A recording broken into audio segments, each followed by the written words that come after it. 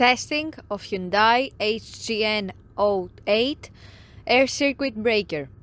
The basic settings will be set by the customer. For testing, we add a 220 volt AC power supply. At first, we trip the breaker manually. Then we trip the breaker with the help of the UVT. Next, we perform a short time delay test and the breaker trips almost instantly.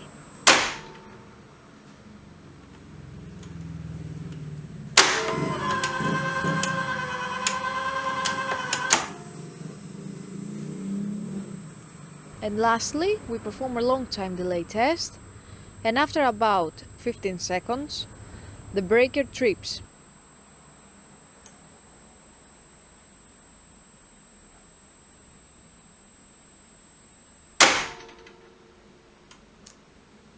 It is now clear that the air circuit breaker is working successfully and is ready to be delivered to the customer.